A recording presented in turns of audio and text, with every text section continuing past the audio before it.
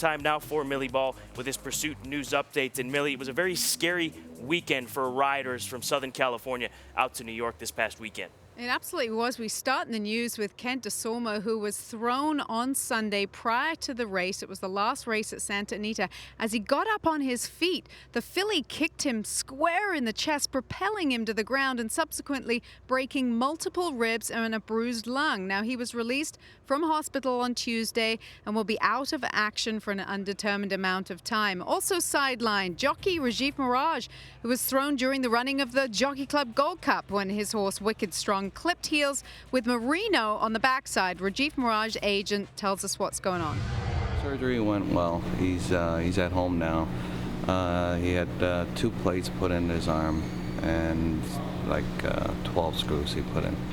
So he's going to go see the doctor in 10 days and we'll know exactly what's going on then. The doctor was honest with him. He says after he sees him in 10, 12 days, then he'll have a better idea what's going on. He's at home, he's got his arm up like this, and he's doing good. He's doing good.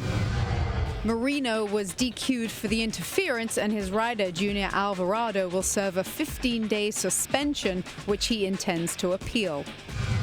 Yeah, I spoke with Junior yesterday after he went to his meeting with the stewards, and we agreed on appeal and the amount of days we got, and we'll take it from there. I definitely felt that he deserved to get a suspension, but not the length of days that he was given. According to the Daily Racing Form, trainer Doug O'Neill will serve a 45-day suspension and was fined $10,000 by the New York State Gaming Commission for the finding of a forbidden substance, oxazepam, in one of his horses following a race at Belmont in June of last year. O'Neill's suspension does not begin until November 3rd and will run through December 17th. It's not just the jockeys experiencing setbacks in this week's news, although a minor setback for Sweet Reason, who was sent to Cornell last month for treatment for an ulcer on her eye, most likely caused by a dirt clod during the running of the cotillion. She needed antibiotics and anti-inflammatories, but they needed to be put in every hour to 2 hours round the clock for a few days, so it was just easier to have it done there.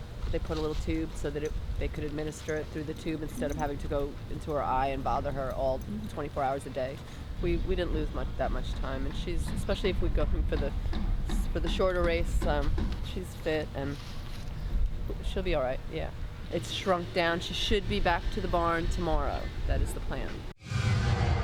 Things are going according to plan for the Hong Kong-trained Rich Tapestry, who completed quarantine on Monday and shipped to Santa Anita, ready to run in Saturday's Santa Anita Sprint Championship. He got an opportunity to stretch his legs over the track, and his connections were very happy with the outcome. Reaction, the horse worked good today. I worked him 800 meter. The timing is finished 48. Light and even work. Yeah. He pull up, sound, clean. Yep, happy. He's a very good traveler. Traveling always, do not affect the horse. Yeah, he stayed quarantined well, come back here 2-3 days. He like an American horse already. Yeah.